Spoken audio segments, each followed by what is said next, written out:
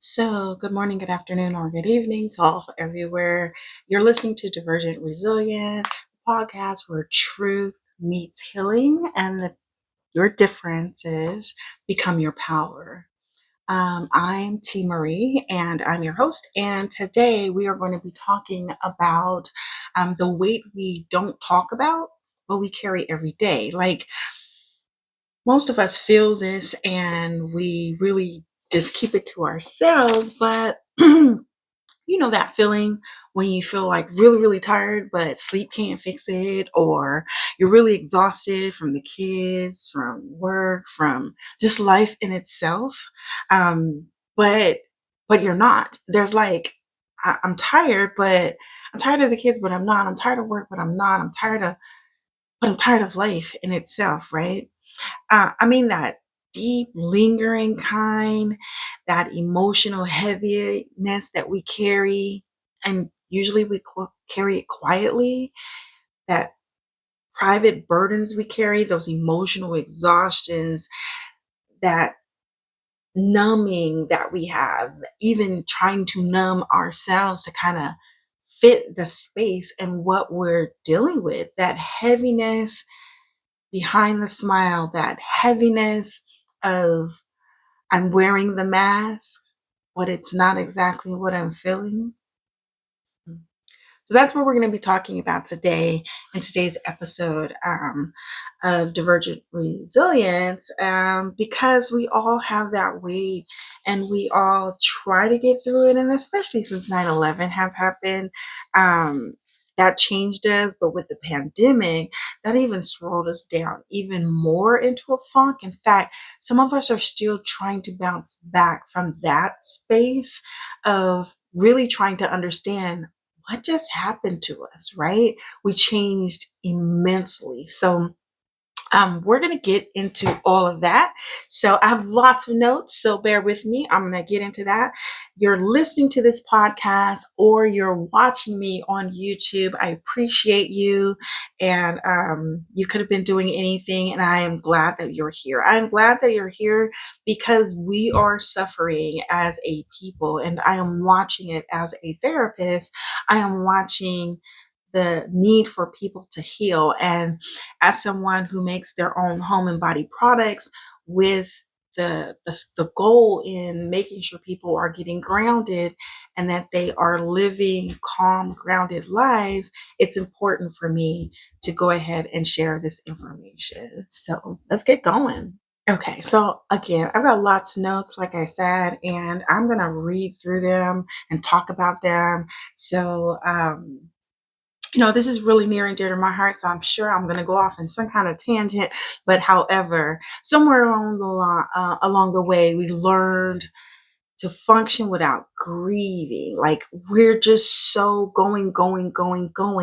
We're becoming desensitized. We can tell that by the horror shows we watch, like the hot Cheetos we eat, or that's not hot enough. There's so many challenges on desensitizing who we are as a people, and there's so much of a herd control. Like we're all being cattle fodder. Like if you do it, I do it, and I do it better. We just keep going and going without thinking through the consequences of some of the choices that we're making. Um, so while we're caregiving, while we're fighting to be seen, most of us are just walking around silently lost. Honestly, there's no other way to put that. We have broken dreams. We have um, burnout, we have so much buried pain that we don't even know how to express it a lot of times, right? We're feeling very discombobulated and we're bleeding. Our energy is just bleeding. Our spirits are just drained. And this is a collective exhaustion from everybody. I'm running into everybody, and I'm running into fake energy, like, yes, let's go, I'm this. And I'm reading their space and reading their energy and reading their spirits. And I'm going, that's not it at all, including myself. I'm in the same space. I've been working on me because of that burnout. And people are so burned out that they're being mean to other people and they call it okay. It's not okay. It's not okay to to we have generations that taught us how not to be mean, how to be conscientious of people's space, whether their sexual orientation or their color of their skin, the texture of their hair, the weight that they hold or don't hold, or the disability that they have. And so now we're in a space where we're teasing disabilities and we're making it okay and we're making racial slurs, and that it's okay.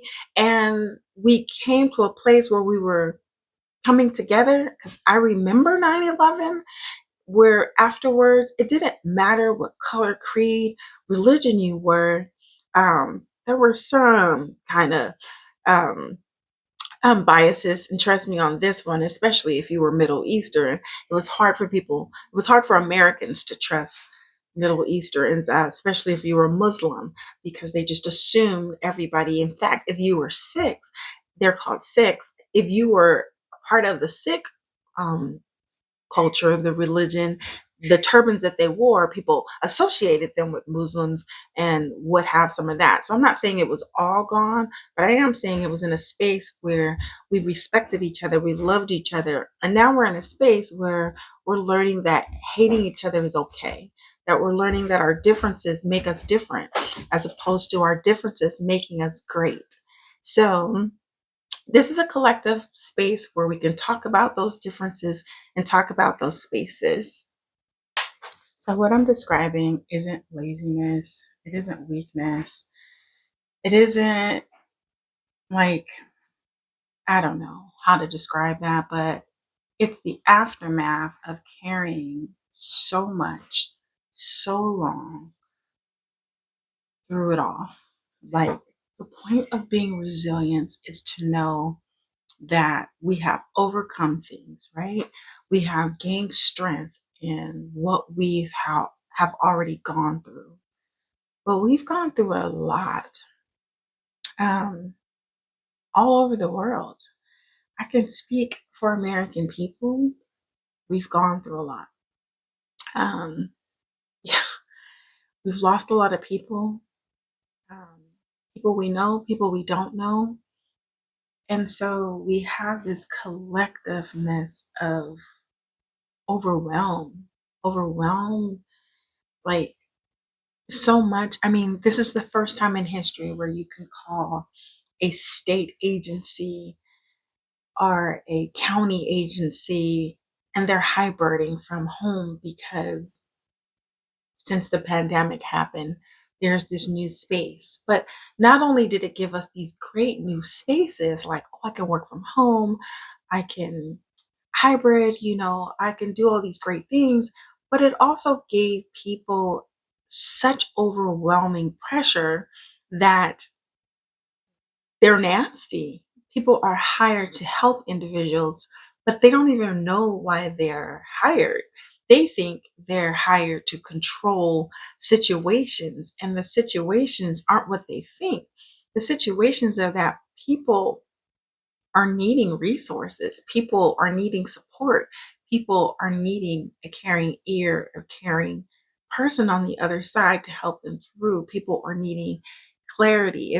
As well put as I look, there is so much that I go through emotionally that sometimes I need somebody to grab my hand and walk me through the process. And people don't get that because they're like, oh, you're T. Marie. Oh, you're the motivational. But sometimes the motivational speaker, sometimes the the life coach, the therapist, sometimes the therapist needs therapy. Sometimes the motivator needs motivation. Sometimes the life coach needs coaching. We're people. We're not gods. We're people. You are a person. right? You're going through whatever you're going through, and you're not going through it alone, but it feels like you're going. And I want you to know that you're not. So I'm going to jump back into my notes and get back into the topic, but I really want you to know that it's showing up in ways where you're skipping breakfast. You think you're skipping breakfast one, two times, three times. A month later, 2 months later, you go, "Oh, I don't eat breakfast. Why? I just don't have time for it." Or, "Oh, I don't eat breakfast. I'm on my weight loss journey." You start to justify the reason that you're mixing breakfast, but the reason is because you're so overwhelmed and time is so crunch that you don't have time to eat breakfast. And so since it's part of your norm, you've justified it. Or you're doing things like you're you are distant from your family. You're scrolling in a corner and they're trying to talk to you and you don't even hear them because you're more consumed with what's happening out of your life than what's happening in your life. Even me, I'm here, but I'm happening out of your life. I'm not in your life. And if the person next to you is saying, "Give me time," my video can wait. We're in spaces, it's showing up like where if you're in traffic and you're dozing off, I'm finding myself tired of waiting for lights. I'm like, "Oh my gosh, please don't let this be a long light." I'm having to pull over and take a quick 15-minute rest so that I'm able to drive safely. Or you're blinking out in traffic. You're in spaces going, "I don't even know how I got through the last 5 miles. I don't even remember any of it." That's how it's showing up.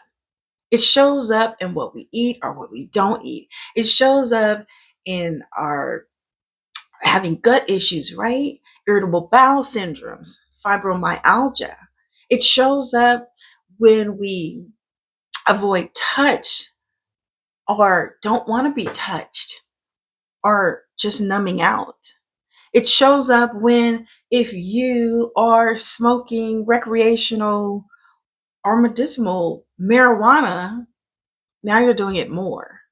It shows up in our lack of desires, the insomnia, overworking. For me, it was overworking, trying to find the space of perfection that I'm overworking, trying to prove something to somebody who doesn't even deserve my worth. Our bodies speak to us. There's a great book, The Body Keeps Score. I can't think of her name right now, um, but I'll put it in the description. And it talks about how our bodies keep score of what's going on with us mentally, what's going on with our mental health. Like, I have fibromyalgia. My fibromyalgia becomes more intense with more stress, more depression. My body takes its toll, like, "Hey, girl, start balancing." It tells me if my body starts aching to the extent where I start to feel it, because it's daily, it's there, but I forget that it's even there. But if my body starts saying, "We're here, we're tight, we're aching, your hands ache, your back aches, your hips ache," whatever I'm doing, if I fell down and twisted my ankle, my mental health can disturb that ankle and go, "We're aching today. We're swollen. Are you paying attention that you're not balancing? You're walking too much and you need rest."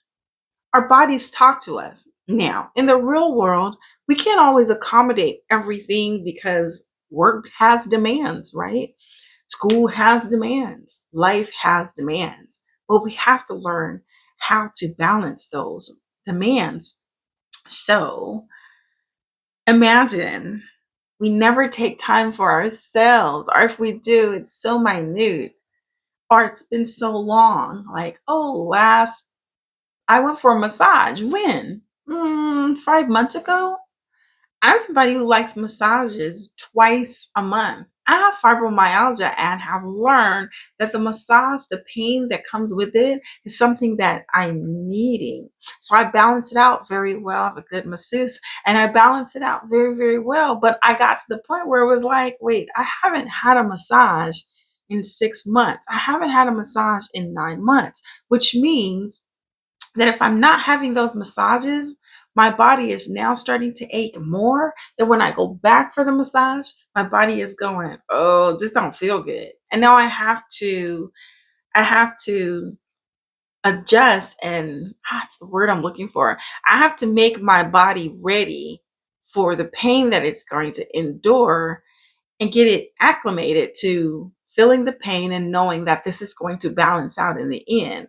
I've got to take some days off after this massage. I have to time it right because now I'm in a space where my body is no longer going, this feels good. It doesn't know that it needs it to balance. It probably does, but because I'm not taking care of my body, now I've got myself in a worse space. Does that make sense? I mean, anyway, um, so our bodies speak to us, um, headaches, um, just intense, like loss of concentration. When there's lots of stress going on in our lives, we're gonna hit those things, right? So let's take a pause and let's return to the space of homeostasis. Let's work with our sensories and know that we need these things. Having sensory right now. I know my family is coming down the steps, moving kind of slow, trying not to disturb me. But at the same token, we have these. Nope, go and put that away. See what I'm saying? And we have to get back to a space where we're drinking water. Um, we're having nice steam baths. We're having candlelight dinners or candlelight baths. We're taking care of ourselves. We take care of other people the way that we want to be taken care of, but we don't take care of ourselves. Go back. We don't know how to make sure that we balance life like that. There's a time and a space for my time with my granddaughter. This is Gigi Ma's time and space to talk to you. This is what's important to me. She's important too. And I'm going to spend the rest of my day with her. We need that. Um, so we'll take a pause and come back to the body. And so teaching you how to ground, take some deep breaths. In through the nose, hold it through the mouth. Let the air fill up in your stomach, not just your chest. Feel that. Hold it. Let it go. We inhale slowly and then we release. We inhale maybe 4 counts. We hold it 1, 2, 3, maybe even 4. We let go 6 maybe. 8. Now those are simple things, and I know that sometimes you go, what is that going to do with us for me? Oh, I tried breathing, it doesn't work. But let me be honest, most Americans breathe the wrong way anyway. We breathe the wrong way throughout our whole day. We breathe shallow. It's usually coming from here. Pay attention to where you start to breathe from. We don't normally breathe from here. And the reason we don't do it is because we're moving fast, right? Babies breathe from their whole diaphragm. We forget because life, right? That's that silent weight we're holding. We're holding the silent weight of not even knowing how to breathe correctly. We're not getting enough oxygen to our brains, to our bodies. We're not thinking clearly. We're getting dizzy. or having vertigo. So learning how to breathe is important. And even though it might seem cheesy, it works. But I make my own products. And I think I've shared that, I'm not sure. I make my own products, and I've been making them for a long, long time, probably too long. So, um, been making products since probably 1999. Well, actually, before then, I was mixing products. And then I started making my own products, started learning what's in that. What does this mean? And how's that affecting me? And my mom used to sell Jafra. It was a, it was like Mary Kay, but made for um, women of color, women of different ethnicities, for our skins. Um, and I remember their selling point was that you can eat it. And I love that. And so because of that, I decided I want to start learning more about products. How come I can eat that and I can't eat that lotion over there? So I started learning more and more. So I'm telling you this because I incorporate what I do in my own space. Now, do I buy products? Yeah, I like products. I buy products, but I like to make my own products. I like to find out what's in other people's products. But it's part of grounding for me. Just making the product alone, the aroma of it is part of my aromatherapy. Being able to know exactly what's in it just excites me. So, um, some of my products, yeah, you can eat it. I wouldn't recommend it, but you can eat them. You know, they're natural, and so um, and it feels good to my body. So I give myself natural baths. You know, these steaming baths with eucalyptus and um, more than just something that's bought off a store shelf. It's something that's made with love and care. It's something that um, is very on purpose for me. So I will introduce that at some point, but just know that things that mean a lot to you kind of help you ground. That's my hobby. Get your hobby. Do what you need to do. My hobby actually is part of what I do. I'm a therapist, right? I'm a life coach. I ground people. My niche is that's ground. So um other things that I do are just making sure that I have a nice oil that has ingredients that exfoliates. Oil that exfoliates, right? It exfoliates my skin and gives me this nice smoothness. Just me rubbing my own skin gives me the comfort. It's a sensory. It brings me back to self. It grounds me back to who I am. I smell wonderful, right? Um, so our sensories are important. We have this where we do these 5, 4, 3, 2, 1 sensory grounding, where we say, hey, find 5 things that you can see, 4 things that you can touch. It can be as little as hair, your clothes, your earrings, your face. Nobody has to know that you're doing these these 4 touching. I've been touching this whole entire time, right? 3 things that you could hear. I'm hearing my grandbaby. She must be ready for me. I'm hearing the cats. I'm hearing the rain outside. 2 things that you can smell. And I tell people if they can't smell things, if they're out and they're just like can't get to their aromatherapy, can't get to their candles, can't get to those things, I can smell my shirt. I can smell that. I can smell my own breath. I may not be happy with it, but I could smell it, especially if I've eaten onions, right? But even if I have, that stimulation in itself is going to help ground me. And one thing that I can taste, that one thing that I can taste may not be available to me right now, but it may be something that I can think of. And there is scientific proof that sometimes when you think about something, you can taste it. Our mouth begins to salivate. We see a billboard and we go, oh, I really want that. But for time's sake, let me just get down to it. This isn't just about grounding or healing with a bath. This isn't about getting out of survival mode by actually seeing the world for what it is. But it's about reclaiming your power in this world, seeing, being awake to notice what's going on around you. We're living in a society that is teaching people not to think on their own, not to be critical about the things that they believe in. Like, do I or do I not? Or having that, do I or do I not? They're doing it. I guess I should do it too. We're not engaged. We're tired, but not the kind of tired sleep can fix, right? We are overstimulated, over controlled, and under taught.